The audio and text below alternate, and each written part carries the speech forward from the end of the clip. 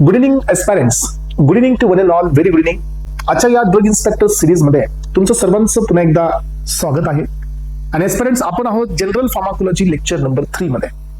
And today we are going to take a very brief overview regarding to the receptors. So regarding to the agonism, antagonism, regarding to the agonist binding with the receptor, antagonist binding with the receptors, targets existed in our body. So आपल्या बॉडीमध्ये किती targets असतात, कोणते drugs कोणत्या टार्गेटसाठी दिले जातात, so याबद्दलचं complete discussion या आजच्या सेशन मध्ये आपण घेणार आहोत एस्पायरंट्स. तर एस्पायरंट्स, तुम्ही आतापर्यंत हे ऐकतच आलेले आहात की ॲगोनिस्ट हे कोण असतात, अँटागोनिस्ट हे कोण असतात, इनव्हर्स ॲगोनिस्ट कोण आहेत, सो ॲगोनिस्ट अँटागोनिस्ट कोण आहेत, कॉम्पिटिटिव्ह अँटागोनिस्ट कोण आहेत, नॉन कॉम्पिटिटिव्ह अँटागोनिस्ट कोण आहेत. पण आज तुम्ही फर्स्ट टाइम इव्हर पहिल्यांदा तुम्ही आज याला एकदम ब्रीफ मध्ये समजून घ्याल. ह्या नोट्स तर तुमच्या समोर आहेतच, बट एस्पायरंट्स नोट्स हे कुठल्याच कॉम्पिटिटिव्ह एक्झामसाठी इनफ नसतात until unless you know the concept. जोपर्यंत तुम्हाला याचं डीप नॉलेज नाही आहे तोपर्यंत या नोट्स तुमच्यासाठी या ठिकाणी 100% युजफुल नसतात एस्पायरंट्स. सो तुम्ही पाहिलं असेल की आपल्या या बॉडीमध्ये एक ड्रग, जसं की फॉर एक्झाम्पल ॲड्रेनलिनचं एक्झाम्पल घेऊया आपण. ॲड्रेनलिन हा एक रिसेप्टरवरती काम करून ब्लड प्रेशर वाढवतो, तर तोच ॲड्रेनलिन सेकंड रिसेप्टरवरती त्याच सिस्टमच्या काम करून ब्लड प्रेशरला कमी करतो. एक एक्झाम्पल तुमच्या समोर मी देतो एस्पायरंट्स, हे लक्षात घ्या. सो या ठिकाणी इथं तुम्हाला एक एक्झाम्पलच्या वे मध्ये आपण पुढे जाण्याचा प्रयत्न करणार आहोत. सो एक एक्झाम्पल मी तुमच्या समोर देत आहे की हा जो ड्रग आहे ॲड्रेनलिन, तर हा ॲड्रेनलिन हा एक ॲड्रेनर्जिक सिस्टमचा ड्रग आहे. या ॲड्रेनर्जिकलाच आपण सिम्पॅथॅटिक सिस्टम असं म्हणत असतो. आणि या सिम्पॅथॅटिक सिस्टमचे रिसेप्टर्स आहेत अल्फा अँड बीटा. बीटाचे सब क्लास असतात aspirants, beta 1, beta 2 and beta 3. Then my question is what की now this adrenaline will act on the beta 1 receptor and he will increase the blood pressure, and same adrenaline will act on the beta 2 receptor then decreases the blood pressure. Then my question is why? असं का झालं? Yes, माझा हा question आहे की असं का झालं. सेकंड थिंग पहा, यामध्ये जसं तुम्ही तर पाहता एस्पायरंट्स की माझ्याकडे हा नॉर ॲड्रेनलिन आहे, सेकंड ड्रग याच क्लासचा. So noradrenaline same neurotransmitter will act on the alpha 1 receptor and alpha 1 receptor वरती हा increase करतोय blood pressure. Same noradrenaline will act on the alpha 2 receptor and he will decreases the blood pressure. So पुन्हा एकदा question आला, why? असं का? कोलॉजी मधली सगळ्यात मोठी ट्रिक हीच आहे.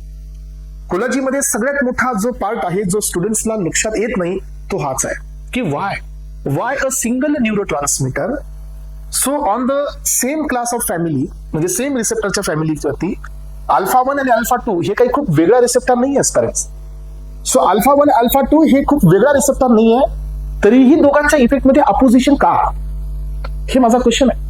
तर याचं एस्पायरंट्स प्युअर रिझन असतं due to change in the nature of receptor, due to change in the type of receptor and due to change in the location of receptors. यांच्यामुळे असे इफेक्ट्स अपोजिट होत असतात. अजून एक माझा क्वेश्चन आहे, पहा. सी, आता हा तुम्ही की सर बीटा 1 हा जीएस आहे, देन बीटा 2 पण जीएसच आहे.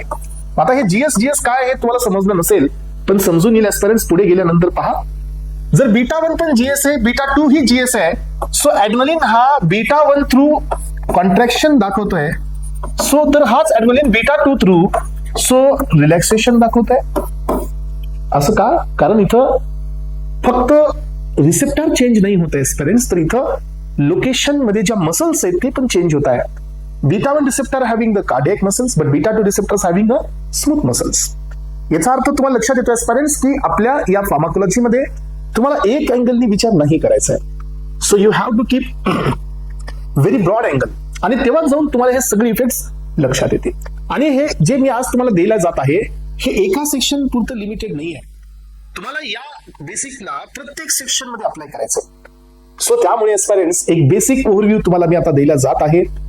So how our body will respond towards the any agonist और any antagonist, what are the targets existed in our body to give the pharmacological actions, आणि या टार्गेटची क्लासिकल एक्झाम्पल्स.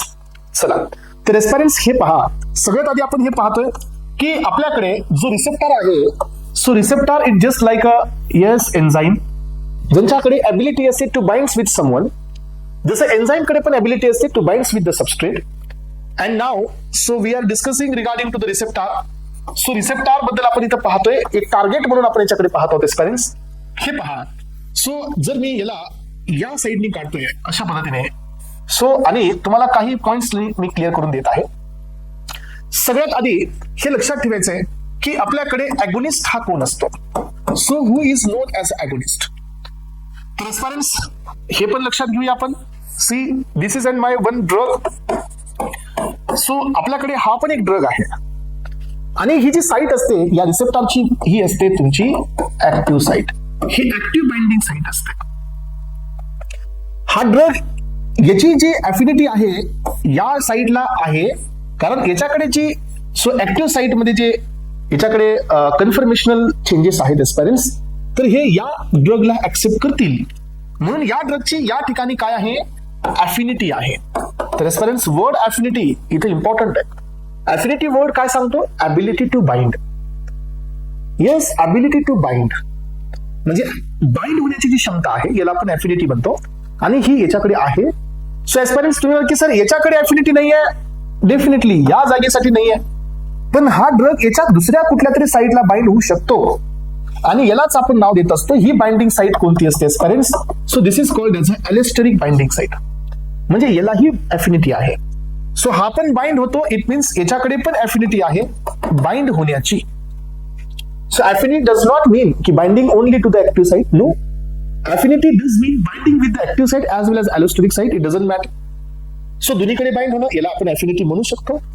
सो एस्पेरेंट जसं हा drug या receptor सोबत bind होतो आणि त्यानंतर हा तुमच्या बॉडीमध्ये सेकंडरी मेसेंजर तयार करतो एस्पेरेंट्स, तर याला आपण नाव देत असतो इंट्रिन्सिक ऍक्टिव्हिटी.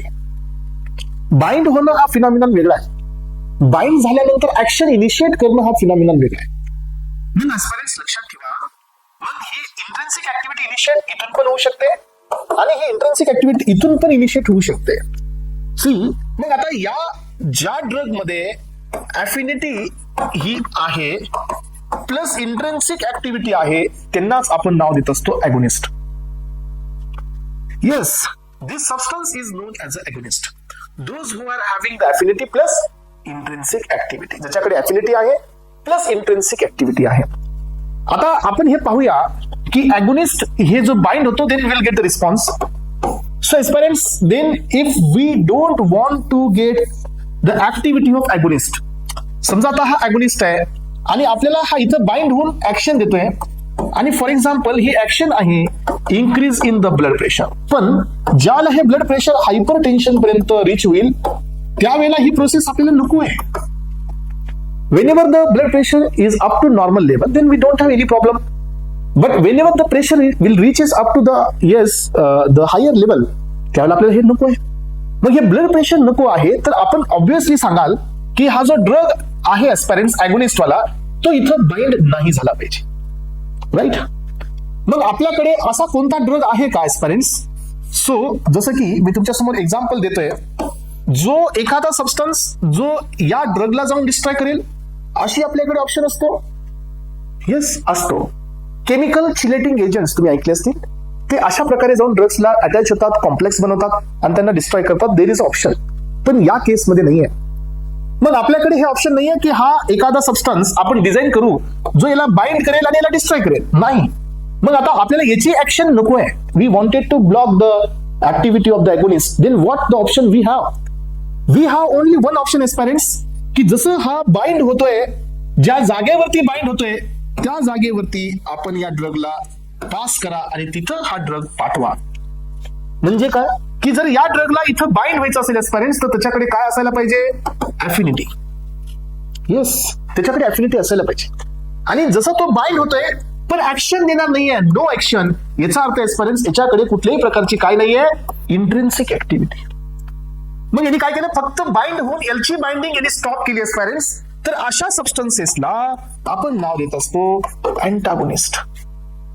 सो अशा सबस्टन्सेसला आपण नाव देत असतो aspirants antagonist. Antagonist it means so ज्यांच्याकडे अफिनिटी आहे but there is a no intrinsic activity, पण ऍक्टिव्हिटी नाही आहे.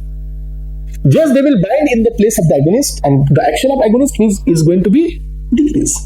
आणि याला आपण नाव देतो असतो अँटागोनिस्ट.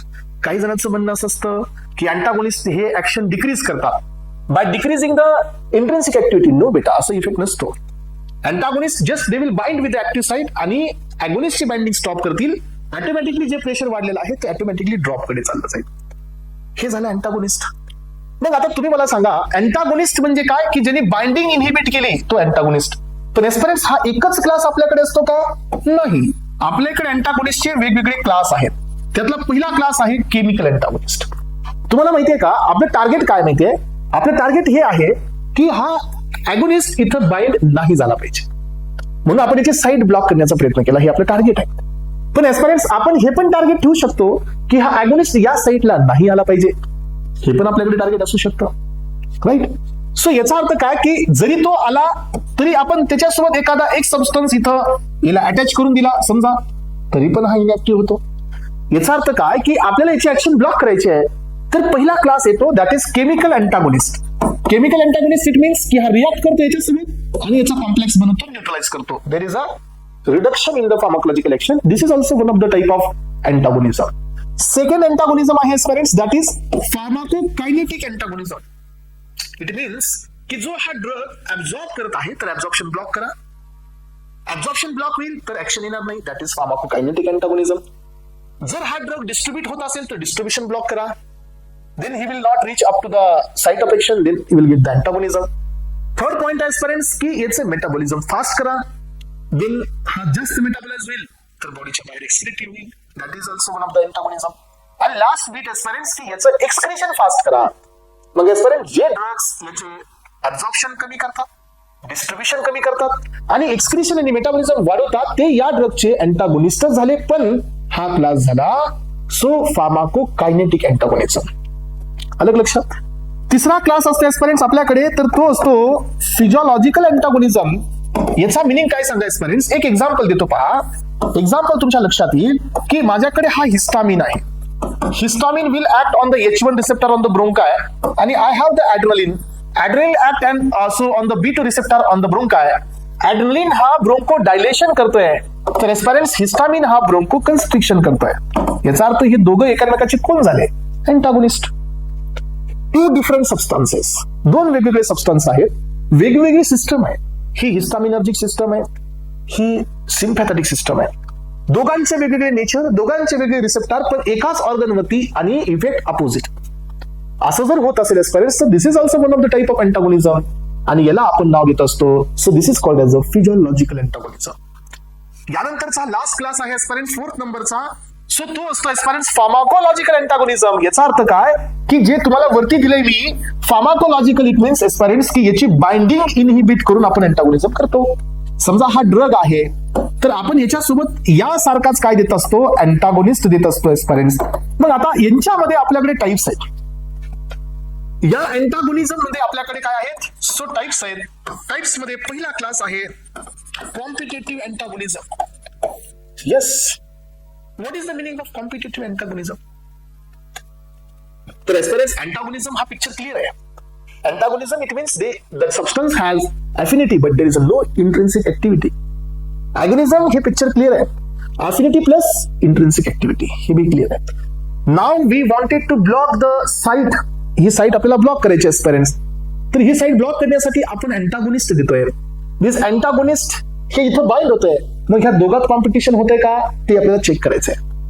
पहा याच्या काही प्रॉपर्टीज आहेत. पहिली प्रॉपर्टी आहे एस्पिरंट्स की अॅगोनिस्ट आणि अँटागोनिस्ट ह्या दोघांची एक बाइंडिंग साइट आहे का चेक करा. हे समजतं कशावरून? दोघांच्या स्ट्रक्चरवरून. दोघांचं स्ट्रक्चर जर सेम असेल एस्पिरंट्स तर डेफिनेटली त्यांची बाइंडिंग साइट सेम आहे. Agonist and antagonist, if these two substances have the structural similarity, then definitely दोघांची बाइंडिंग साइट एक आहे. मग बाइंडिंग साइट एक आहे तर एस्पिरंट्स यांच्या दोघांमध्ये बाइंडिंग साठी कॉम्पिटिशन आहे. सो हा बाइंड होणार की हा बाइंड होणार याच्यासाठी कॉम्पिटिशन आहे. आणि यांच्यासाठी कॉम्पिटिशन आहे. कोण बाइंड होतो? ज्याचं कॉन्सन्ट्रेशन ग्रेट असतं तो बाइंड होतो. फॉर एक्झाम्पल अॅगोनिस्टचं कॉन्सन्ट्रेशन 250 आहे, अँटागोनिस्टचं कॉन्सन्ट्रेशन 100 आहे, तर then agonist will bind. Suddenly antagonist concentration is become 300, then हा इथं येतो, याला डिस्प्लेस करतो, then itself this antagonist will bind. याचा अर्थ so competitive antagonism it means So binding is concentration dependent. The binding of the agonist can be reversed by increasing the concentration of antagonist. Binding of antagonist can be reversed by increasing the concentration of agonist. It means this is the surmountable antagonism. Right? So aspirants, competitive antagonism चे दोन characteristics लक्षात ठेवा. First characteristic आहे की binding site same आहे and agonist आणि antagonist मध्ये structural relationship आहे. मग आता काय होईल सांगा की कॉम्पिटिटिव्हच्या केसमध्ये सो या अँटागोनिस्टच्या प्रेझेन्समध्ये काय झालं, अँटागोनिस्टच्या प्रेझेन्समध्ये अगोनिस्टची बाइंडिंग ही कमी झाली, याचा अर्थ अफिनिटी कमी होते. मग एस्पर्यंत तुम्हाला लक्षात ठेवायचं आता अजून एक कॅरेक्टर मी तुमच्या समोर घेऊन येतोय आणि ते आहे the substrate concentration. Yes, substrate concentration versus so percent of response. लक्षात घ्या, हे एक ग्राफ तुमच्या समोर मी घेऊन येत आहे एस्पर्यंस. मग आता मी काय केलं पहा. सो इथं माझा हा ग्राफ अशा पद्धतीने दाखवला आहे आणि हे आहे माझे 100% the rate of reaction. So 100% याला मी नाव देतोय, लक्ष देऊन ऐका. So this is called as a Vmax. याला मी नाव देतोय Vmax. सो Vmax मला मिळते किती सबस्ट्रेट कॉन्सन्ट्रेशनला, या substrate concentration. This is my substrate concentration. हे असं माझं सबस्ट्रेट कॉन्सन्ट्रेशन आहे. हे एन्झाइम कायनेटिक्स मध्ये येतं बरं का, लक्षात ठेवा. हे असं सबस्ट्रेट कॉन्सन्ट्रेशन आहे ज्या कॉन्सन्ट्रेशनला 100% वेलोसिटी ऑफ रिएक्शन आहे. सो आता ही Vmax जी आहे एस्पिरंट्स, याला मी काय करेल, सो 50% वरती घेऊन येईल. हे 100% आहे, तर इथं 50% कुठे असेल, इथं असेल. तर या 50% ला करस्पॉन्डिंग मी काय काढेल, substrate concentration, and that is my KM value. ती निघते माझी KM value. KM value stand for the Michaelis Menten kinetics. So ही केएम व्हॅल्यू इंडिकेट करते affinity of the drug in between the receptor और the substrate and the enzyme. याचा अर्थ काय friends, की केएम व्हॅल्यू म्हणजे काय असते, then Km value equals to the half Vmax. समजते का? केएम व्हॅल्यू म्हणजे काय, असं सबस्ट्रेट कॉन्सन्ट्रेशन ज्या सबस्ट्रेट कॉन्सन्ट्रेशनला 50% रिएक्शन आहे, that is my KM value. So Km value indicate affinity. Yes, Km value indicate affinity. मग एस्पिरंट्स मला सांगा, जर हा ग्राफ माझा असा जात असेल म्हणजे रिएक्शन फास्ट होत आहे. येस, मग आता याचा 50% कुठे आला, इथं आला. याचा अर्थ एस्पिरंट्स की केएम व्हॅल्यू जर तुमची लो होत असेल तर रिएक्शन फास्ट होत आहे. रिएक्शन फास्ट होत असेल तर अफिनिटी कशी असेल, अफिनिटी हाय असेल. महत्वाचा बीट लक्षात ठेवा. काय झालं की जर माझी KM value, yes, if it is high, KM value जर हाय असेल aspirants, then affinity would be less. आणि जर केएम व्हॅल्यू जर लो असेल then affinity would be high. हा एक पॉइंट आहे. It is a common point in between the receptors and the enzymes. तिथेही कॉम्पिटेटिव्ह आहे, इथेही कॉम्पिटेटिव्ह आहे, त्यामुळे हे दोघांचं मर्ज आहे. सो एस्पिरंट्स माझं बोलणं लक्षात घ्या. मी तुम्हाला काय दाखवलं, एका ग्राफिकल प्रेझेंटेशनच्या हेल्पनी मी तुम्हाला हे दाखवलं की Km value substrate concentration versus response हा कसा असतो.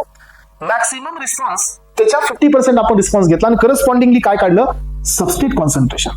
आणि सबस्ट्रेट कॉन्सन्ट्रेशन जे कॉन्सन्ट्रेशन आहे जिथं 50% रिएक्शन आहे किंवा 50% रिस्पॉन्स आहे, ते असतो सबस्ट्रेट कॉन्सन्ट्रेशन म्हणजे केएम व्हॅल्यू.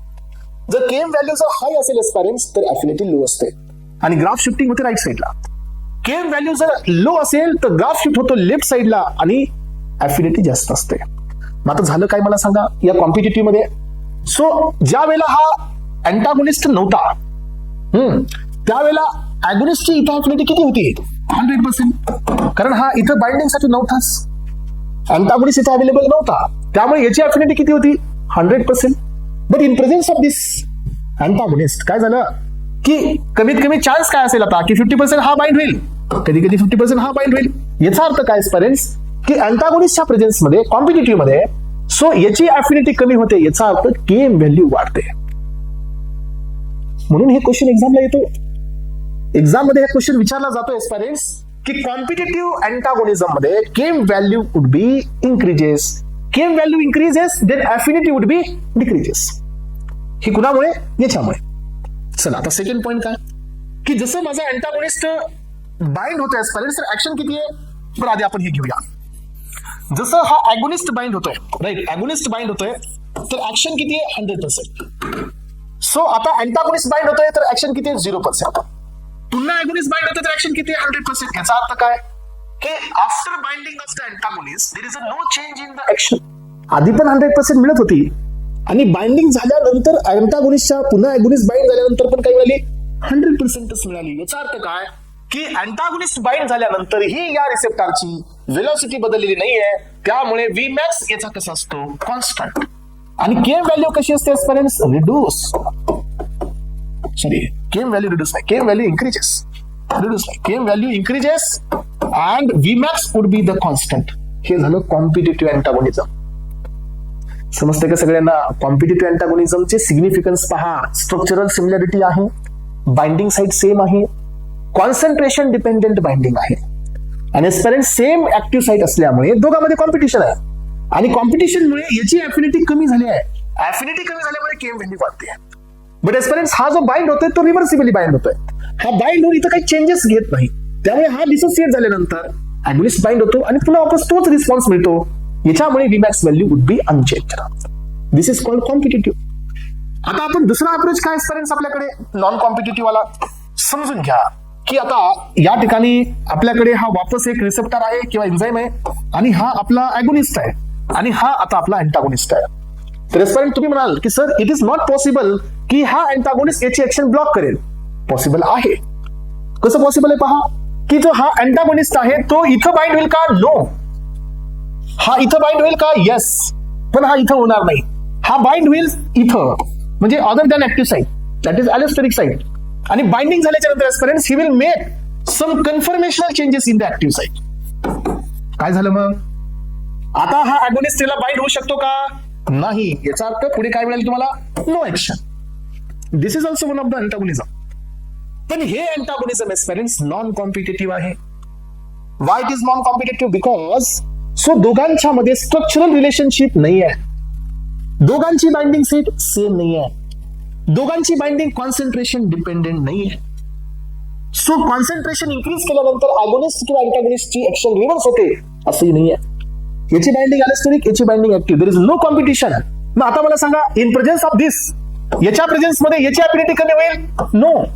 याचा अर्थ का की या केसमध्ये केम व्हॅल्यू ही कुठल्याही प्रकारे बदलत नाही. No change. केम व्हॅल्यू मध्ये चेंज होत नाही. आणि एस्पेरेंट्स आता हा बाइंड झाला त्यानंतर ऍक्टिव्ह साइट अशी आहे, आता अगोनिस्ट जरी बाइंड होत असेल तर रिस्पॉन्स मिळेल का? नो. याचा अर्थ काय की changes in the conformational changes in the active site, त्याच्यामुळे काय होणार एस्पेरेंट्स? Vmax व्हॅल्यू ही कमी होणार आहे. तर हे आहेत नॉन कॉम्पिटिटिव्हचे सिग्निफिकन्स. ओके एस्पेरेंट्स, देन मी तुम्हाला हे सगळे पॉइंट्स क्लिअर केले. आता कॉम्पिटिशन याच्यामध्ये अगोनिस्ट क्लिअर झाला, अँटागोनिस्ट क्लिअर झाले. अँटागोनिस्टचे 4 क्लास: केमिकल, फार्माकोकायनेटिक्स, फिजिओलॉजिकल आणि फार्माकोलॉजिकल. हे फार्माकोलॉजिकलचा क्लास आहे, receptor mediated. It is also called as receptor mediated. हे 4था क्लास आहे स्पाइक्स. अँटागोनिस्ट कोण? ज्यांच्याकडे अफिनिटी आहे बट इंट्रिन्सिक ऍक्टिव्हिटी नाही आहे. अगोनिस्ट कोण? ज्यांच्याकडे अफिनिटी पण आहे, इंट्रिन्सिक ऍक्टिव्हिटी पण आहे. तर स्टुडंट्स आपल्याकडे अजून एक क्लास असतो आणि that would be the agonist antagonist. हा पण आपल्याकडे क्लास असतो. तर स्टुडंट्स याचा मिनिंग असतो की हा एक्स ड्रग एका रिसेप्टरवरती अगोनिस्ट आहे तर तोच ड्रग दुसऱ्या रिसेप्टरवरती अँटागोनिस्ट आहे. असे ड्रग्स आहेत का आपल्याकडे? आहेत. असे ड्रग्स आपल्याकडे आहेत. यानंतरचा नेक्स्ट क्लास असतो म्हणजे यांच्याकडे अफिनिटी असते का? हा, इंट्रिन्सिक ऍक्टिव्हिटी पण असते, अफिनिटी पण असते, दोन्ही असते, पण एका रिसेप्टरवर अगोनिस्ट, एका रिसेप्टरवर अँटागोनिस्ट. यानंतर स्टुडंट्स आपल्याकडे अजून एक क्लास असतो that is inverse agonist. What is this inverse agonist? याचा अर्थ स्टुडंट्स समजा इथं एखाद्या मध्ये हायपरटेन्शन आहे, मग आपण याच्या अँटागोनिस्ट देतो कशासाठी? हे हायपरटेन्शन कुठे जावं? नॉर्मलला जाण्यासाठी. करेक्ट. आपण अँटागोनिस्ट का देतोय की हायपरटेन्शन नॉर्मल साठी येण्यासाठी. आपण याच्यासाठी देतो का की हायपरटेन्शन डायरेक्ट हायपोला यावं? नाही. हा, this is a difference in between the agonist, antagonist, inverse agonist. यांच्यामधला फरक लक्षात येतो तुमच्या. हे पहा की हायपर कडून नॉर्मल कडे येणे दॅट इज अँटागोनिस्ट, पण हायपर कडून डायरेक्ट हायपोला येणे याचा अर्थ पॉझिटिव्ह ऍक्शन न्यूट्रल न होता डायरेक्ट निगेटिव्ह मध्ये येणे दॅट इज इनव्हर्स अगोनिस्ट.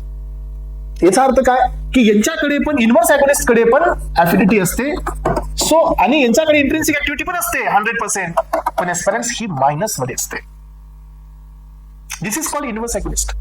आणि लास्ट बीट आहे एस्पेरेंट्स यांच्यामध्ये that is sub maximal agonist. याचा अर्थ काय की इंट्रेन्सिक ऍक्टिव्हिटी किती असते 50%. म्हणजे काय, बाइंड होतो पण ऍक्शन हे फुल देत नाही. हे अगोनिस्ट आहे तर हे असतो सब मॅक्सिमल, म्हणजे half action. Binding full but action half. Inverse agonist मध्ये बाइंडिंग पण फुल, ऍक्शन पण हाफ, पण ऍक्शन रिव्हर्स. अँटागोनिस्ट मध्ये binding full but action 0, that is antagonist. तर एवढे सगळे बिट्स क्लिअर झाले का पहा, आणि सगळे बिट्स तुमच्या नोट्स मध्ये आहेत. आणि एस्पायरंट्स आता ते क्लिअर करून पुन्हा एकदा एका सेकंड ओव्हरव्ह्यू साठी आपल्याला इकडे यायचंच आहे. तर हे पहा, तुमच्या समोर हा जो फंडा आहे तो या ठिकाणी आपण पाहतोय या टॉपिक मध्ये, आणि हा टॉपिक तुमच्या समोर आहे आता. ओके, तर जेवढे मी तुम्हाला सांगितले एस्पायरंट्स ते सगळं या टेबल मध्ये देण्यात आलेलं आहे. तुम्ही एकदा पहा, प्रॉपर पाहून घ्या. सो पहिला क्लास आहे अगोनिस्ट. अगोनिस्टचं मिनिंग असतं affinity plus intrinsic activity. Intrinsic activity equals to 1, म्हणजे अगोनिस्ट आहे, पूर्ण ऍक्शन आहे. So example adrenaline, histamine, morphine, फिरफिन असे खूप सारे ड्रग्स असतील अगोनिस्ट वाले. सेकंड क्लास आहे कॉम्पिटिटिव्ह अँटागोनिस्ट, ज्यांच्याकडे एफिनिटी आहे but there is no intrinsic activity. Example propanol, atropine. Partial agonist, affinity full आहे बट ऍक्शन कसे हाफ आहे, त्यामुळे intrinsic activity in between 0 to 1 आहे. फुल ऍक्शन नाहीये, हाफ ऍक्शन आहे. एक्झाम्पल आहे पेंटाझोसिन. यानंतर आहे aspirants inverse agonist. It means affinity full आहे, बाइंडिंग फुल आहे आणि ऍक्शन पण फुल आहे, पण ही ऍक्शन कशी रिव्हर्स आहे, म्हणजे जी अगोनिस्टची ऍक्शन असते त्याच्या एक्झॅक्टली अपोजिट आहे. म्हणून या ठिकाणी ही जी तुमची इनव्हर्स अगोनिस्टची ऍक्शन असते एस्परेंट्स, ही 0 आणि -1 मध्ये असते. याचे एक्झाम्पल्स पहा, beta carboline on the benzodiazepine. बेन्झोडायझेपिनच्या एक्झॅक्ट अपोजिट ऍक्शन असते बीटा कार्बोलिनची.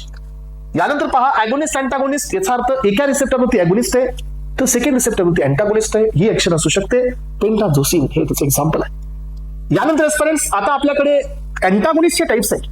पहिला क्लास तुम्हाला मी ऑलरेडी एक्सप्लेन केला आहे आणि तो आहे chemical antagonist. Chemical antagonist it means aspirants जिथं काय होतं की 2 chemical substances combine extra cellularly. 2 chemical substance हे सेल पर्यंत जाण्याआधीच एकमेकांसोबत कंबाईन होतात आणि ते न्यूट्रलाइज होतात. अँगोनिस्ट तिथे न्यूट्रलाइज होतो आणि this is called as a chemical antagonist.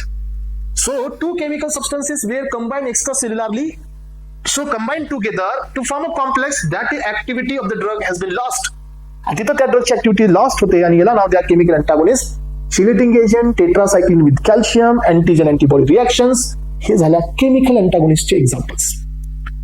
Heavy metals हे पण आहे केमिकल अँटागोनिस्ट एक्झाम्पल. सो एस्पायरंट्स लक्षात ठेवा, अजून एक एक्झाम्पल आपल्याकडे असतं सोडियम बायकार्बोनेट प्लस HCl. हे पण एक केमिकल अँटागोनिस्ट एक्झाम्पल आहे. यानंतरचा सेकंड क्लास आहे एस्परेंट फार्माकोकायनेटिक अँटागोनिस्ट. याचा अर्थ काय की इथं आपण काय करतोय की साईट ऑफ एक्शनला ड्रग कॉन्सन्ट्रेशन अटेंड नाही झालं पाहिजे. साईट ऑफ एक्शनला ड्रग कॉन्सन्ट्रेशन अटेंड नाही झालं पाहिजे याच्यासाठी आपण प्रयत्न करतोय. मग आपल्याला करायचंय काय की we wanted to alter the ADME, we wanted to inhibit the absorption, distribution, we wanted to increase the metabolism and excretion. So जेणेकरून काय होईल की साईट ऑफ एक्शनला ड्रग अटेंड होणारच नाही कॉन्सन्ट्रेशन मध्ये, and this is also one of the type of antagonism. So antagonists effectively reduce the concentration of the drug at active site. मग absorption block करा, डिस्ट्रीब्युशन ब्लॉक करा, metabolism enhance करा आणि excretion पण enhance करा. This is called as a pharmacokinetic antagonism. Example आहे so anticoagulant effect of the warfarin, so accelerate the hepatic metabolism such as the phenobarbital. Phenobarbital हे वॉरफॅरिनचं metabolism enhance करतं. Metabolism fast झाल्यामुळे CP डाऊनला जातो aspirants and you will get no anticoagulant effect. हे झालं kinetic antagonism. यानंतर aspirants next class आहे फिजिओलॉजिकल अँटागोनिझम. याबद्दल पण आपण सांगितलं की 2 वेगवेगळे सबस्टन्सेस एका साईटवरती वेगवेगळ्या सिस्टमनी ऍक्ट करतात आणि दोघांचा रिस्पॉन्स एकमेकाच्या अपोजिट असतो. So this is called as a physiological antagonism. See so produces the action opposite to the substance but by binding to the different receptor. 2 सबस्टन्सचे ऍक्शन अपोजिट आहे पण त्यांची बाइंडिंग रिसेप्टर दोघांचे वेगळे. एक्झाम्पल तुम्हाला मी दिलं नॉर ऍड्रेनालिन प्लस हिस्टामिन. इथं पहा इन्सुलिन प्लस ग्लुकॅगोन. इन्सुलिन हा वेगळ्या अँगलने ब्लड ग्लुकोज लेवल कमी करतोय तर ग्लुकॅगोन हे वेगळ्या मेकॅनिझमने ब्लड ग्लुकोज लेवल वाढवतंय. याचा अर्थ हे एकामेकाचे कोण आहेत फिजिओलॉजिकल अँटागोनिस्ट. इथं तुम्ही ऍड्रेनालिन आणि हिस्टामिन पण घेऊ शकता, इथं तुम्ही नॉर ऍड्रेनालिन आणि असिटिलकोलिन पण घेऊ शकता. हे एकामेकाचे कोण आहेत, हे एकामेकाचे फिजिओलॉजिकल अँटागोनिस्ट आहेत. यानंतर एस्परेंट्स लास्ट क्लास आहे रिसेप्टर मेडिएटेड अँटागोनिझम, ज्याच्यामध्ये कॉम्पिटेटिव्ह अँड नॉन कॉम्पिटेटिव्ह. मग पहिला क्लास आहे एस्परेंट्स कॉम्पिटेटिव्ह. तुम्हाला माहिती असू द्या एस्परेंट्स कॉम्पिटेटिव्ह अँटागोनिझमचं बेसिक पॉईंट आपण पाहिले. पहिला पॉईंट होता बाइंडिंग साइट सेम आहे, सेकंड पॉईंट होता कॉन्सन्ट्रेशन डिपेंडेंट आहे, थर्ड पॉईंट होता structural similarity in between the agonist and antagonist, आणि फोर्थ पॉइंट लक्षात ठेवायचं एस्पिरंट्स की हे रिव्हर्सिबल असतं. हे प्रॉपर्टीज असतात कॉम्पिटिटिव्ह मध्ये. पण एस्पिरंट्स आपल्या ह्या कॉम्पिटिटिव्ह मध्ये एक एक्सेप्शन बी आहे. आपल्या या कॉम्पिटिटिव्ह मध्ये एक एक्सेप्शन पण आहे की पहिल्या 3 प्रॉपर्टी सेम आहे पण लास्ट वाली प्रॉपर्टी अलग आहे. That is irreversible. Competitive are always reversible but exception एक आहे. म्हणून कॉम्पिटिटिव्हचे 2 क्लास आले. पहिला क्लास आला एस्पिरंट्स कॉम्पिटिटिव्ह इक्विलिब्रियम म्हणजे हे रिव्हर्सिबल आहे. सेकंड क्लास आला कॉम्पिटिटिव्ह नॉन इक्विलिब्रियम म्हणजे हे इरिव्हर्सिबल कॉम्पिटिटिव्ह आहे. कॉम्पिटिटिव्हच आहे बट इरिव्हर्सिबल आहे. म्हणून यांचं सिग्निफिकन्स पहा. सो कॉम्पिटिटिव्ह म्हणजे स्ट्रक्चरल सिमिलॅरिटी आहे, बाइंडिंग साईट एकच आहे, सरमाउंटेबल आहे, हे आपण तिकडे पाहिलंय. पण एस्पिरंट हे बघा मी तुम्हाला हे सिग्निफिकन्स वरती फोकस करायला सांगितलंय. कॉम्पिटिटिव्हच्या केसमध्ये अफिनिटी कमी होते म्हणून केम व्हॅल्यू वाढते आणि हे बाइंडिंग रिव्हर्सिबल असल्यामुळे कुठल्याही प्रकारे रिमॅक्स वरती चेंज नाही येत. बट आता आपण जो दुसरा पॉईंट पाहतोय नॉन इक्विलिब्रियम एस्पिरंट्स म्हणजे हे कॉम्पिटिटिव्हच आहे बट इरिव्हर्सिबल आहे. त्यामुळे काय होतं केम व्हॅल्यू वाढते पण व्हीमॅक्स व्हॅल्यू रिड्यूस होते. का? इथं व्हेलॉसिटी रिएक्शन का कमी होते एस्पिरंट्स? कारण ही बाइंडिंग इरिव्हर्सिबल आहे. चला तर एस्पिरंट्स यानंतर पहा ही बाइंडिंग इरिव्हर्सिबल आहे. आणि लास्ट वाला क्लास आहे एस्पिरंट्स याच्यामधला second that is non competitive. Non competitive means की यांच्यामध्ये स्ट्रक्चरल सिमिलरिटी नाहीये, कॉन्सन्ट्रेशन डिपेंडेंट नाहीये, बाइंडिंग साइड सेम नाहीये. This is called insurmountable. Yes binding होते अँटागोनिस्टची अदर दॅन ऍक्टिव्ह साइड म्हणून हे इनसरमाउंटेबल आहे. यांच्यामध्ये पहा बाइंडिंग वेगवेगळी असल्यामुळे अफिनिटीवर फरक नाही पडत. त्याच्यामुळे अफिनिटी म्हणजे केम व्हॅल्यू मध्ये no change but Vmax value is getting decrease. तर aspirants up to this so you have to clarify the different fundamentals from the agonism, antagonism, competitive, non-competitive. So then chemical, then physiological, then pharmacokinetics, then inverse agonist, then antagonist agonist. हे सगळ्याचे सर्व points या ठिकाणी clear झालेले आहेत. चला तर एस्पिरंट्स यानंतर आता आपण चाललोय एस्पिरंट्स आपल्या पुढच्या पॉइंट मध्ये ते म्हणजे targets. So in our body पुन्हा एकदा आता मला कम्प्लीट ओव्हरव्ह्यू तुम्हाला द्यायचा आहे. तुम्ही मला सांगा की आपण एक ड्रग किंवा आपण एक डोसेस फॉर्म आपण एक ड्रग किंवा डोसेस फॉर्म हा आपल्या बॉडीमध्ये का देत असतो? वाय? तर एस्पिरंट्स ड्रग किंवा डोसेस फॉर्म आपण का देत असतो? कारण आपल्याला बॉडीमध्ये कशाची गरज असते? फार्माकोलॉजिकल ऍक्शनची गरज असते. राईट. मग आता फार्माकोलॉजिकल ऍक्शन कोणती असू शकते एस्पिरंट्स? कोणतीही.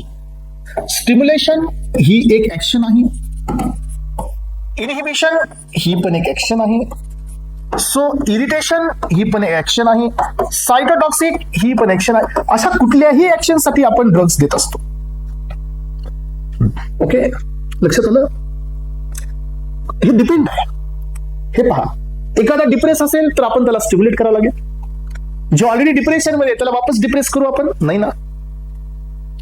येस असं नाही होणार. जो ऑलरेडी एक्साइटेड आहे म्हणजे सायकोसिस मध्ये आहे, म्हणजे सायकोसिस म्हणजे काय? सायकॅट्रिक पेशंट आहे त्याला आपल्याला काय करावं लागेल? इनिबिट करावं लागेल. Yes no.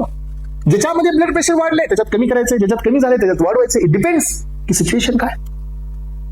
म्हणजे काय एस्पिरंट्स आपण ड्रग हा एका पर्पज साठी देत असतो. मग आता तुम्ही मला हे सांगायचंय की ड्रग हा ऍक्शन देतो. समजा तर मी तुमच्या समोर माझा क्लास घेतोय. Right.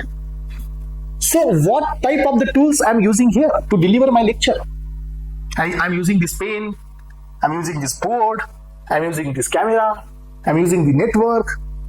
So these are my targets. And या targets लाच कन्सिडर करून मी ऍक्शन देतोय. तसं हा ड्रग आपल्या बॉडीमध्ये ऍक्शन देतो तर आपल्या बॉडीमध्ये टार्गेट्स कोणते असतात? पण एस्पिरंट्स याचा अर्थ असाही नाहीये की सगळेच ऍक्शन टार्गेटेड असतात. नाही, काही नॉन टार्गेटेड पण असतात. पण हा खूप मायनर क्लास आहे. जसं की अँटासिड्स. येस जसे की अँटासिड्स नॉन टार्गेटेड आहे. येस जसं की बॉडीमध्ये आपल्या काही लक्झेटिव्ह असतील नॉन टार्गेटेड आहे. ज्यांना टार्गेट नाहीये हे नॉन टार्गेटेड आहे. सो आता आपण इथं पाहतोय टार्गेट्स. मग आता एस्पिरंट्स आपल्या एंटायर बॉडीमध्ये ऍक्शन दाखवण्यासाठी किंवा ऍक्शन इलिसिट करण्यासाठी 4च टार्गेट्स आहेत. त्यातील सगळ्यात मेन टार्गेट आहे aspirants that is receptor. Second important target आहे aspirants that is ion channel. And next important target आहे aspirants that is the transporter. Yes, first one receptor, then second one ion channel, third one transporter, and fourth one that is enzymes. तर एस्पिरंट्स कोणताही drug आपल्या बॉडीमध्ये जर action show करत असेल, then drug has to attack on these four targets. Either they will stimulate or inhibit, but they need to do so anything. पण हे यांच्यासोबतच करावं लागेल. मग आता याचं एक ब्रीफ इंट्रोडक्शन तुम्हाला मी देतो, थोडंसं लक्ष देऊ का. हे पहा, हे आता समजून सांगायचं आपल्याला सगळे टार्गेट्स. तर तुम्हाला मला सांगावं लागेल एक सिस्टम, आणि सिस्टम मध्ये मी जात आहे एस्पिरंट्स ऍड्रेनर्जिक कडे. येस, तर एस्पिरंट्स ऍड्रेनर्जिक सिस्टम कशी काम करते पहा. So this is the end nerve terminal of the adrenergic system, right. So the starting from the phenylalanine getting converted into tyrosine. Tyrosine चं कन्वर्जन होत असतं L-dopa. L-dopa will decarboxylate into the dopamine. Dopamine will get converted into, so firstly it will get transported into the vesicle via one transporter, that is VMAT2. Then dopamine will enter into vesicle and get converted into noradrenaline. आणि adrenaline हा इथून नंतर कॅल्शियमच्या हेल्पने एक्झोसाइटोसिस show करतो, आणि the noradrenaline will enter into the synapse. So आता माझ्याकडे हा heart आहे, या हार्ट वरती बीटा 1 रिसेप्टर आहे एस्पिरंट्स. हे माझ्या ब्लड वेसल्स आहेत, इथं बीटा 2 रिसेप्टर आहे. Noradrenaline will act on the beta 1 and increases the blood pressure. So noradrenaline will act on the beta 2, decreases the blood pressure. असं का, हे पुढे पाहायचं आपल्याला. Now I am discussing the targets. So blood pressure वाढतंय, noradrenaline will get inactivated. यांचं inactivation होतं एस्पिरंट्स. So with the help of two enzymes, first one is a COMT and second one is a MAO, that is catechol O-methyl transferase and monoamine oxidase. हे याला inactivate करतात. So noradrenalineचं concentration जर हाय होत असेल aspirants, तर काय होणार की ब्लड प्रेशर हे तुमचं हायपरला जाणार. मग आता समजा तुम्ही इथं टॅबलेट घेताय, यस, एखादा डोसेस फॉर्म घेताय, कशासाठी, ब्लड प्रेशर डिक्रीज करण्यासाठी. तर aspirants, how many targets you have. Yes, तुम्हाला माहितीये का की हा नॉरएड्रेनालिन वापस जात असतो, रिअपटेक होत असतो with the help of NET. The NET is nothing but the norepinephrine transporter, right. तर एस्पिरंट्स मला सांगा आता की हा जो नॉरएड्रेनालिनचा एक्सेस कॉन्सन्ट्रेशन मुळे we are getting hypertension. Then right now we wanted to block the hypertension. Then what kind of the targets we have? So first target we have की आपण हे जे टायरोसिन हायड्रॉक्सिलेज जे आहे, सो याला ब्लॉक करा. Dopa डिकार्बोक्सिलेज आहे, याला ब्लॉक करा. सो VMAT इनिबिटर आहे, याला ब्लॉक करा एस्पिरंट्स. रेझरपिन हा ड्रग आहे जो याला ब्लॉक करेल. बेनसेराझाइड हा ड्रग आहे जो याला ब्लॉक करेल. सो हे रिलीज ब्लॉक करणारे ड्रग आहे आपल्याकडे एस्पिरंट्स. हा मावो, सो आपल्याला ब्लॉक नाही करायचंय कारण याचं आपलं कॉन्सन्ट्रेशन कमी करायचंय. सी, सो हा बीटा 1 ब्लॉक करणार आपल्याकडे ड्रग आहे. इथं कॅल्शियमचे चॅनल्स असतात एस्पिरंट्स, ज्याच्यामुळे हे कॉन्ट्रॅक्शन होते. हे चॅनल ब्लॉक करणार आपल्याकडे ड्रग्स आहे. मग आता पहा आपल्याकडे ड्रग्स किती टार्गेट्स आले. मग आता हे आपण इथं कोण ब्लॉक केला, डोपा डिकार्बोक्सिलेज, याचा अर्थ एन्झाईम. म्हणजे आपण एन्झाईमला ब्लॉक करून हायपरटेन्शन कमी करू शकतो. म्हणजे काय, enzyme can be target. Yes, नाव आपण वेसिक्युलर मोनोअमाइनो ट्रान्सपोर्टर 2 ला ब्लॉक करून ब्लड प्रेशर कमी करतो. याचा अर्थ this transporter can be a target, right.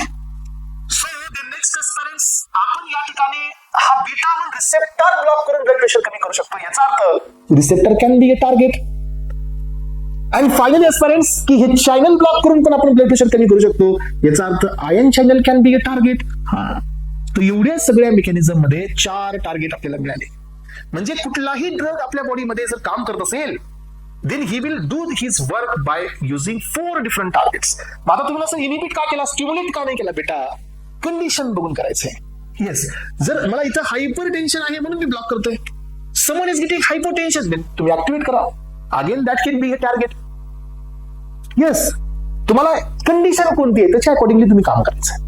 So एस्पिरंट्स, असं करून आपल्याला काय मिळालं, सो टार्गेट्स मिळाले एस्पिरंट्स. आणि यांच्यामध्ये सर्वात इम्पॉर्टंट टार्गेट आहे ते म्हणजे रिसेप्टर्स. लक्षात ठेवा aspirants, most important target that is receptor. Out of 4 सर्वात जास्त इम्पॉर्टंट असं रिसेप्टर. आणि रिसेप्टरच्या मध्ये पण तुम्हाला 4 डिफरंट टाइप्स ऑफ रिसेप्टर्स मिळतील. त्यातला पहिला क्लास आहे एस्पिरंट GPCR. आणि जेवढे रिसेप्टर्स असतात एस्पिरंट त्याच्यातील हा एक क्लास म्हणजे 70% वाला असतो. 4 टाइप्स ऑफ रिसेप्टर्स आपल्याकडे आहेत.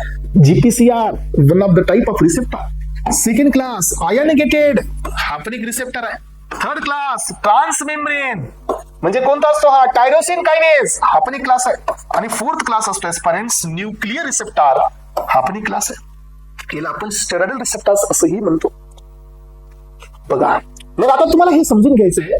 बघा आता माझं आता इथं थोडस तुमच्यासाठी अजून एक स्टेप मी पुढे जातो आणि ही स्टेप जर क्लिअर झाली असपर्यंत जनरल फार्माकोलॉजी इथं क्लिअर होऊन जाईल. हा आता पहा माझं नेक्स्ट म्हणणं काय पहा की नॉर ॲड्रेनालिन, येस हा एक न्यूरोट्रान्समीटर आहे. कोणत्या सिस्टमचा आहे? सिम्पॅथॅटिकचा आहे. मग हा अल्फा 1 वरती ऍक्ट करून ब्लड प्रेशर वाढवतोय, करेक्ट. आणि हा अल्फा 2 वरती काम करून ब्लड प्रेशर कमी करते, असं का? येस, हाही रिसेप्टर माझा जीपीसीआर आहे, हाही रिसेप्टर जीपीसीआर आहे. G protein coupled receptor, this is also G protein coupled receptor. Then why we are getting opposite action? बेटा इसके पीछे जो रीजन है वो है नेचर. सो अल्फा 1 हा जीक्यू आहे, अल्फा 2 हा जी आय आहे. तर सर ओके असं असेल मग. हा सर असं असेल की जीएस म्हणलं की टेन्शन वाढवणार, जीक्यू म्हणलं की वाढवणार, जीआय म्हणलं की कमी करणार. ओके चला आता second example. So adrenaline correct, हा बीटा 1 जो जीएस आहे increasing the blood pressure, beta 2 तो पण जीएस आहे, then decreasing the blood pressure. Sir now we are getting some confusion. हा पण जीएस आहे मग ब्लड प्रेशर कमी, हा पण जीएस आहे मग ब्लड प्रेशर का जास्ती? तर याच्यामध्ये अजून एक बीट असतो, ते म्हणजे यांचं लोकेशन आणि त्यांच्यामध्ये असणारे मसल्स. म्हणून तुम्हाला काय लक्षात घ्यायला पाहिजे सांगा आता. सो हा जो जीपीसीआर आहे यांच्यामध्ये 3 कपल्ड प्रोटीन्स असतात महत्वाचे. त्यातील पहिला असतो जीएस, सेकंड वाला असतो जीक्यू, थर्ड वाला असतो जीआय अँड जीओ. हे समजायला पाहिजे, मग तुम्हाला ऍक्शन्स क्लिअर होतात. मग आता पहा हे समजून द्यायला चाललोय मी, लक्ष देऊन ऐका आता. हा सी, मग आता मी जीएस ची ऍक्शन सांगतोय एस्पेरेंट्स. हे पहा. सो आता हा माझा एक ऑर्गन आहे, इथं तो रिसेप्टर आहे. सो 7 मेम्ब्रेन वाला असतो जीपीसीआर. याच्या साईडला अशा प्रकारचे फॅटी एसिड्स असतात, इथे ट्रायमर असतो अल्फा, बीटा अँड गॅमा. हे घ्यायची गरज नाही, समजून घ्यायची गरज आहे फक्त. So whenever the agonist will bind with this, हा रिसेप्टर जीएस आहे. देन व्हॉट हॅपन एस्पेरेंट्स की दी अल्फा सब युनिट इथून डिसोसिएट होतो.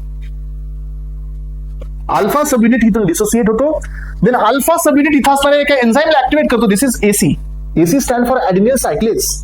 Adenine cyclase, adenine cyclase, what happened after the activation of the adenine cyclase?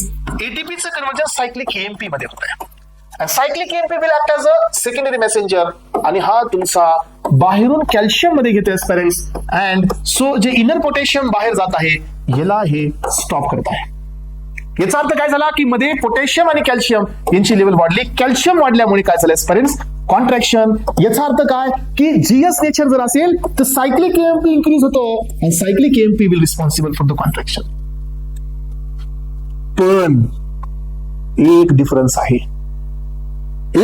आहे aspirants की हे smooth muscles नसायला पाहिजे. राईट, अलग लक्षात. जिथं जिथं जीएस रिसेप्टर आहे पण ते स्मूथ मसल्स नाही आहेत तरच तुम्हाला इथं मिळतं कॉन्ट्रॅक्शन. तर एस्पेरेंट्स हे पहा, ब्लड वेसल वरती पण जीएस आहे. जर याला ऍक्टिव्हेट केल्यानंतर सायक्लिक एएमपी इन्क्रीज होतं, same pathway, but he will get the relaxation. So aspirants त्यामुळे क्लिअर कट लक्षात ठेवा, स्मूथ मसल जिथं आहेत आणि जर त्याच्यावरती जीएस रिसेप्टर असेल then effect he will get the relaxation. अजून एक एक्झाम्पल देतो, ब्रोंकाय मध्ये पण सेम कंडिशन आहे. ब्रोंकाय मध्ये स्मूथ मसल्स आहेत, रिसेप्टर बीटा 2 म्हणजे जीएस आहे.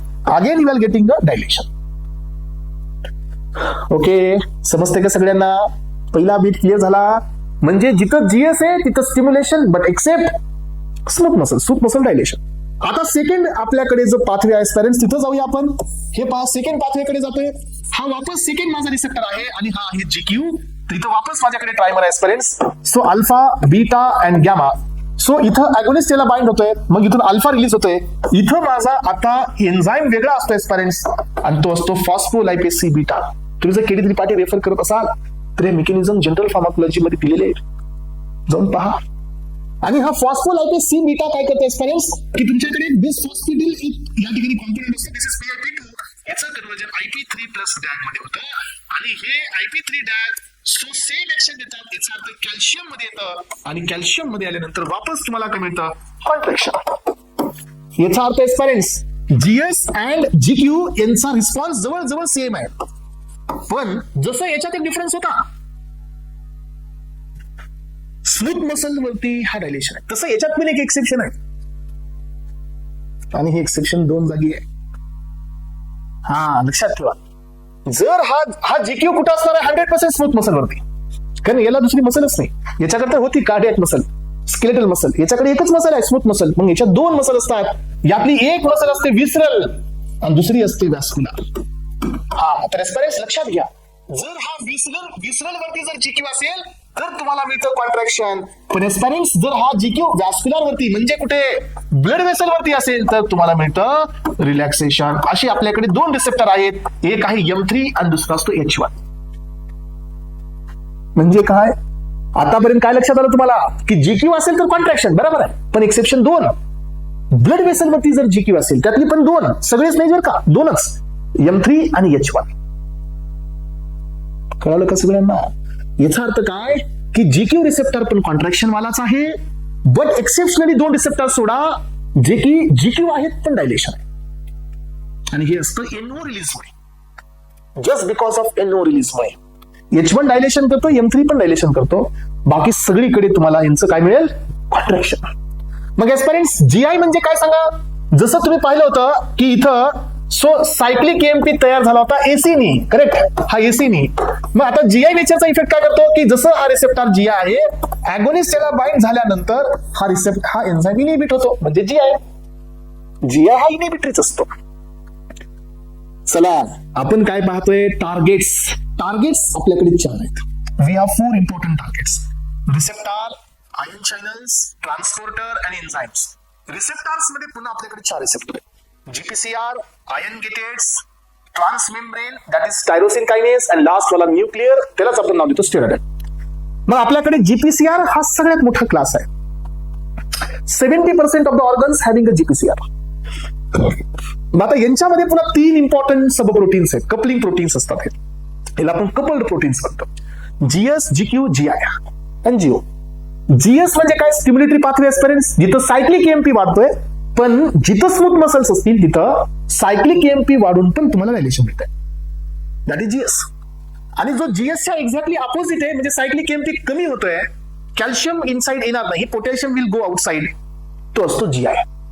आणि जीक्यू असतो की जिथं IP3 डॅग वाढतोय by using the phospholipase C beta, right, after binding of the agonist, आणि तिथं तुम्हाला कॉन्ट्रॅक्शन मिळते, तो असतो जीक्यू. पण याच्यात पण 2 एक्सेप्शन आहेत, M3 आणि H1. हे जीक्यू आहेत but they will show the dilation. याचा अर्थ हे आहेत रिसेप्टर एनओ रिलीजचे, म्हणजे जीक्यू आणि जीएस हे स्टिम्युलेटरी आहेत, दोघातले एक्सेप्शन्स पण क्लिअर झाले. आणि एस्पेरेंट्स नेक्स्ट बीट म्हणजे काय, स्मूथ मसल मध्ये जर जीएस असेल तर तो डायलेशन, ब्लड वेसल मध्ये जीक्यू असेल तर तो डायलेशन, दोनच केसमध्ये. आणि एस्पेरेंट्स जीआय असेल तर इनहिबिशन. एवढे पॉइंट्स क्लिअर झाल्यानंतर रिसेप्टरची फिजिओलॉजी समजायला लागते एस्पेरेंट्स. आणि आता हे सगळं झाल्यानंतर आपण वापस आपल्या ट्रॅक कडे जात आहोत. हे पहा, आता तुम्हाला हे समजायला कुठंच कमी पडणार नाहीये की बॉडीमध्ये टार्गेट्स किती आहेत. सो एस्पेरेंट्स आपल्याकडे कॉमन टार्गेट्स आहेत 4, receptors, enzyme, transporter and the channel. यामध्ये पहिलं टार्गेट आहे चॅनल. मग आपल्याकडे एवढे सगळे चॅनल्स आहेत, प्रत्येकाचा वेगवेगळा रोल आहे. बघा, सोडियम चॅनल व्होल्टेज गेटेड आहेत, जे की आपल्या नर्ववरती असतात, त्यांना ब्लॉक करणारे लोकल एनेस्थेटिक असतात. सोडियम चॅनल किडनीवरती असतात, जे सोडियमला रिअब्सॉर्ब करतात आणि पोटॅशियमला एक्सक्रीट करतात. अॅमिलोराइड आहे, त्याला ब्लॉक करतात. सो अॅमिलोराइड अँड ट्रायमटेरिन असे 2 ड्रग्स असतात. यानंतर व्होल्टेज गेटेड कॅल्शियम आहे, डायव्हॅलेंट कॅल्शियम, याला ब्लॉक करतात. एटीपी सेन्सिटिव्ह पोटॅशियम आहे, एटीपी ब्लॉक करतो. गाबामध्ये क्लोरीन आहे, पिक्रोटॉक्सिन ब्लॉक करतो. Enzymes, inhibitors. आता एन्झाइम मध्ये ऍसिटिल कोलिनस्टरेज आहे, निओस्टिग्मिन, फायसोस्टिग्मिन, इड्रोफोनियम असे खूप सारे ड्रग्स आहेत जे याला ब्लॉक करतात. हा ऍसिटिल कोलिनला ब्रेक करणार असतो. सायक्लोऑक्सिजनेज आहे, कॉक्स, याला एस्पिरिन ब्लॉक करतो. सो अँजिओटेन्सिन कन्व्हर्टिंग एन्झाइम आहे, कॅप्टोप्रिल, इनॉलप्रिल, लेसिनोप्रिल असे खूप सारे ड्रग्स आहेत जे याला ब्लॉक करतात. तुम्हाला काय वाटतं, याचे रोल्स नाही आहेत? खूप मोठे रोल्स आहेत. जसं ज्या सिस्टम मध्ये आपण जाऊ एस्पेरेंट्स, तिथे याचे रोल्स क्लिअर होतील. इथं सगळ्यांचे क्लिअर होणार नाहीत. जर हे सगळे रोल्स मी तर क्लिअर करायला लागलो तर general pharmacology would be for the 20 lectures, right. यानंतर पहा, HMG कोरिडक्टेज कोलेस्ट्रॉलच्या सिंथेसिस मध्ये असतो. सिमोस्टॅटिन, ॲड्रोस्टॅटिन ह्याचे एक्झाम्पल्स आहेत. मोनोअमाइन ऑक्सिडेज वे, सो आयप्रोनियाझाइड हे इनिबिटर आहे. फॉस्फोडायस्टरेस 5 सिल्डेनाफिल इनिबिटर आहे. Dihydrofolate reductase trimethoprim methotrexate inhibitor आहे.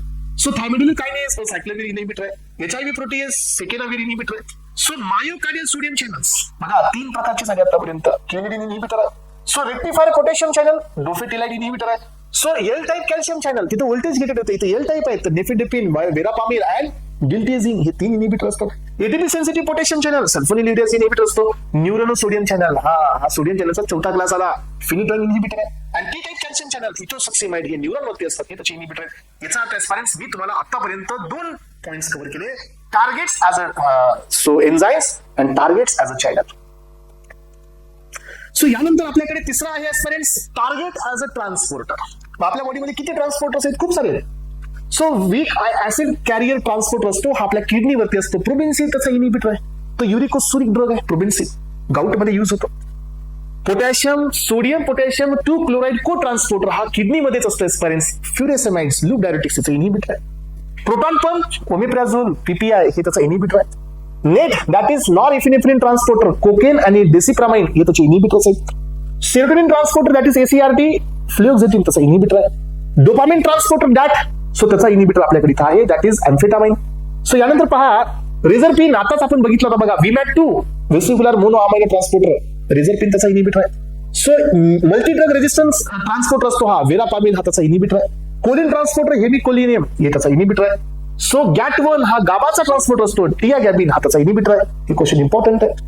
सो इम्युनोफिलस म्हणजे काही ड्रग्स आहेत जे वेगळ्या अँगलनी काम करतात या मेकॅनिझमला सोडून हे इम्युनोसप्रेसेंट आहे that is cyclosporine and the टॅक्रोलिमस. टिबिलिन हे तुम्हाला माहिती आहे स्पिंडल फॉर्म होत असतो टिबिलिनचा, हे सेल डिव्हिजनच्या टाइममध्ये आपण त्याला इनिबिट करतो. कोल्चिसिन अँड टॅक्झोल हे त्याचे इनिबिटर आहेत. So this is acting as a anti cancer. Taxol paclitaxel docetaxel तुम्ही ऐकलं असेल एस्पिरंट्स. आणि आता आपण चाललो आपल्या इम्पॉर्टंट टार्गेटकडे. This is our 4th target that is receptor. जरी हे 4th असेल तरी हे सगळ्यात इम्पॉर्टंट बी आहे. आणि रिसेप्टार मध्ये एस्पिरंट्स हे पहा रिसेप्टार म्हणजे काय, जे सरफेसला असतो. मी आता रिसेप्टर ड्रॉ करताना कुठे काढले सरफेसला, म्हणजे हे मॅक्रो मॉलिक्युलर अरेंजमेंट आहे एक्सप्रेस ऑन द सरफेस आणि ज्यांच्याकडे ड्रगला बाइंड करून घेण्याची क्षमता आहे. नॉट ओनली बाइंड झाल्यानंतर ऍक्शन इनिशिएट करण्याची पण क्षमता आहे, त्यांना आपण रिसेप्टार म्हणतो. सो रिसेप्टार इज अ मॅक्रोमॉलिक्युलर और the binding site located on the surface of the inside the effector. हा लक्षात घ्या, आपल्याकडे एक रिसेप्टर असा आहे जो सरफेसला नाही आहे, जो सेलच्या मध्ये आहे आणि तो सायटोप्लाझमिक असतो that is nuclear receptor. So serve as a recognize the signal of the molecule of the drug. तो मॉलिक्युलर रिकॉग्नाइज करतोय, बाइंड करून घेतोय, इनिशिएट करतोय secondary messenger and he will elicit the response. यालाच आपण नाव देतो रिसेप्टर. मग एस्पिरंट्स आपल्याकडे किती क्लासचे रिसेप्टर्स आहेत? 4. GPCR, ion ligand gated, transmembrane आणि स्टेरॉइडल. मग यामध्ये जीपीसीआर हा 7 मेम्ब्रेन असतो हेप्टाहेलिकल, हे प्रोटीनियस नेचरचं असतं एस्पिरंट्स. सो यांना आपण सेकंड नेम देतो मेटाबोट्रॉपिक रिसेप्टर्स. यांच्याकडे ट्रायमर असतो, अल्फा बीटा आणि सो गॅमा असे आपण दाखवले जातात. सो यांच्यामध्ये 3 प्रकारचे इम्पॉर्टंट प्रोटीन्स आहेत. मी तुम्हाला हेच एक्सप्लेन केलं, जीएस, जीआय आणि जीक्यू. याच्यामध्ये जीएस हा स्टिम्युलेटरी आहे एक्सेप्ट स्मूथ मसल, जीक्यू पण स्टिम्युलेटरी आहे एक्सेप्ट ब्लड वेसल्स आणि जीआय तर ऑलरेडी इनिबिटरी आहे. हे पहा, जीएस मध्ये काय होतं, स्टिम्युलेट होतं सायक्लिक एमपी. जीआय मध्ये काय होतं, रिड्यूस होतो सायक्लिक एमपी. आणि जीक्यू मध्ये काय होतं, इन्क्रीज होतो IP3 आणि डॅग. म्हणून हा डॅग पाथवे असतो. This is decreasing cyclic MP pathway and this is increasing the cyclic MP pathway. So aspirants example बघा आता, जीएस चे नेचर किती आहेत. बीटा1 जीएस आहे, बीटा2 जीएस आहे, बीटा3 जीएस आहे, H2 जीएस आहे, D1 जीएस आहे, D5 जीएस आहे, EP2 जीएस आहे, A2 जीएस आहे. मग आता तुमचं हे काम आहे, कारण तुम्हाला फार्माकोलॉजी जर क्लिअर कट समजून घ्यायची असेल एस्पिरंट्स तर या लेवलला जाऊन तुम्ही पाहायला पाहिजे. पण एस्पिरंट्स हे विसरू नका, हे जर क्लास आपला चाललाय तो एक फॉर्मॅट मध्ये आहे. ड्रग इन्स्पेक्टर सिरीज साठी आपण सध्या शिकवतोय, पण हे कोलॉजी सुप्रीम डीप नाही आहे. मी आधीच सांगतोय, सुप्रीम डीप कोलॉजी तुम्हाला रेग्युलर बॅच मध्ये मिळेल. सो जिथं तुम्हाला या टॉपिकला शिकवण्यासाठी सो इथपर्यंत पोहोचण्यासाठी कम्प्लीट आतापर्यंत 10+ लेक्चर्स झालेले असतात. एवढा हा डीप असतो, पण हे इथं नाही आहे. जे फर्स्ट टाइम लर्नर असतील त्यांनी त्या डीप लेक्चरचा ऍक्सेस घ्या आणि त्या डीप लेक्चर्स थ्रू तुम्ही तुमचं फार्माकोलॉजी याच्यापेक्षा ऍडव्हान्स करा. समजतंय? हा, त्यामुळे जो फर्स्ट टाइम लर्नर आहे त्याच्यासाठी हे फायनल डेस्टिनेशन नाही आहे. So it is just like a deep overview, it is not a final deep. अलग लक्षात. त्यामुळे चला तर एस्पिरंट्स, सो जो ऍड्रेनर्जिक आहे तो अल्फा 2 हा इनिबिटरी आहे. M2 इनहिबिटरी आहे, D2, D3, D4 इनहिबिटरी आहेत एस्पिरंट्स, H1A, H5HTA, 5HT1A, 5HT1B, 5HT1C हे सगळे इनहिबिटरी असतात. गाबा A अँड गाबा C हे इनहिबिटरी असतात. गाबा B हे इनहिबिटरी असतो. गाबा A आणि गाबा C आयन गेटेड असतात. ओपेडल मधला म्यो डेल्टा केपा हा इनहिबिटरी असतो. एंजियोटेन्सिन 1 इनहिबिटरी आहे, EP3 इनहिबिटरी आहे, सोमॅटोस्टॅटिनचा इनहिबिटरी आहे आणि ॲडिनोसिन A1 इनहिबिटरी आहे. हे सगळे इनहिबिटरी आहे, तुम्हाला हे करावेच लागतील, याला काही ऑप्शन नाही आहे. आणि यानंतर पहा आपल्याकडे जीक्यू नेचर पहा. अल्फा 1 जीक्यू आहे, H1 जीक्यू आहे, M1 जीक्यू आहे, M3 जीक्यू आहे, 5HT2 जीक्यू आहे, ब्रॅडिकार्डिनचा B2 जीक्यू आहे, AT1 जीक्यू आहे, प्रोस्टाग्लॅंडिन FP हा जीक्यू आहे, EP1 जीक्यू आहे, EP3 जीक्यू आहे. सो एस्पायरन्स हे लक्षात ठेवा, हे रिसेप्टर्स आपल्याकडे जीक्यू आहेत. आणि हा क्लास आहे तुमचा GPCRचा. GPCR म्हणजे काय? G protein proper receptors. आणि हे सगळे रिसेप्टर तुमच्या समोर आहेत बघा. मग तुम्हाला जो मी क्वेश्चन विचारला होता एस्पायरन्स, मला सांगा, मी विचारलं होतं की बीटा 1 हा इन्क्रीज करतो ब्लड प्रेशर, पण बीटा 2 हा डिक्रीज करतो. कारण का? हे पण GS आहे, हा पण GS आहे, पण हे कार्डियक मसल आहेत, हे स्मूथ मसल आहे. म्हणून अल्फा 1 हा ब्लड प्रेशर वाढवतो. मी दिलं होतं बघा स्टार्टिंगला एक्झाम्पल्स. अल्फा 1 हा ब्लड प्रेशर वाढवतो कारण हा जीक्यू आहे, हा कॉन्ट्रॅक्शन दाखवतो. तुम्ही सर जीक्यू ब्लड वेसल, हा मी सांगितलं फक्त 2च लक्षात ठेवायचे, त्यातील एक आहे M3, दुसरा H1, ते सोडून कुठलाच नाही. तर अल्फा 1 ब्लड वेसल मध्ये तर हा कॉन्ट्रॅक्शन दाखवणार कारण हा जीक्यू आहे. हा अल्फा 2 इनहिबिटरी आहे तर हे रिलॅक्सेशन दाखवणार, म्हणजे हे इनहिबिट करणार, म्हणून हा हायपोटेन्शन आणि म्हणून alpha 1 will show the hypotension. अशा प्रकारे हा पॉइंट इथं क्लिअर करून घ्या स्टुडंट्स. सो यानंतर आपल्याकडे दुसरे रिसेप्टर्स आहेत, लिगॅन गेटेड आहेत स्टुडंट्स. यांना आपण आयडोट्रॉपिक म्हणतो. हे पेंटामर असतात, अल्फाचे 2 युनिट असतात, बीटा गॅमा आणि डेल्टाचे 1 युनिट असतात. आपल्याकडे किती रिसेप्टर हे आयन गेटेड आहे तुम्हाला माहित असू द्या स्टुडंट्स. फास्टेस्ट ऍक्टिंग रिसेप्टर हे आयन गेटेड असतो. स्लोएस्ट ऍक्टिंग रिसेप्टर हा न्यूक्लियर असतो. 2 पॉइंट पुन्हा एकदा ऍडिशनली लक्षात ठेवा. सो आयन गेटेड मध्ये nicotinic neuronal, nicotinic muscarinic, GABA A, GABA C, NMDA, 5HTA, 5HT3 हे कोण आहेत? आयन गेटेड आहेत. हे सगळे रिसेप्टर आयन गेटेड आहेत, तुम्हाला याला रिमेंबर करावंच लागेल. टायरोसिन कायनेस बघा, हा दुसरा, हा cell division, cell differentiation, inflammation, repairing, apoptosis, immune response साठी काम करतात. याचे कोणते कोणते रिसेप्टर्स असतात? इपिडर्मल ग्रोथ फॅक्टर या रिसेप्टरनी काम करतो, नर्व ग्रोथ फॅक्टर या रिसेप्टरनी काम करतो, ट्रान्सफॉर्मिंग ग्रोथ फॅक्टर या रिसेप्टरनी काम करतो, ऍट्रियल नायट्रियोलिटिक फॅक्टर या रिसेप्टरनी काम करतो. एस्पायरेंट्स महत्वाचा म्हणजे इन्सुलिन या रिसेप्टरनी काम करतो. That is tyrosine kinase receptor. आणि लास्ट वाला जो आहे एस्पायरेंट्स तो आहे न्यूक्लियर. तर हा सर्वात स्लोएस्ट ऍक्टिंग रिसेप्टर आहे. It may take more than 1 hour to show the pharmacological action. त्यामुळे हा न्यूक्लियर आहे. हा सायटोप्लाझम मध्ये असतो, सरफेसला नसतो. Not embedded in the membrane but it is present in the cytoplasm, म्हणजे सोल्युबल मध्ये असतो. आपल्याकडे एक्झाम्पल बघा, glucocorticoids, mineralocorticoids, oestrogen, progesterone, androgen and the thyroid and the vitamin D हे रिसेप्टर्स आहेत एस्पिरेंट्स, जे की कुठे आहेत? न्यूक्लियर वरती. कोणत्या नेचरचे आहेत? न्यूक्लियर. आणि एस्पिरेंट्स अशा प्रकारे हा क्लास आपण इथं पाहिलेला आहे. न्यूक्लियर रिसेप्टरचा पॉइंट इथं आपला आतापर्यंत क्लिअर झालेला आहे एस्पिरेंट्स.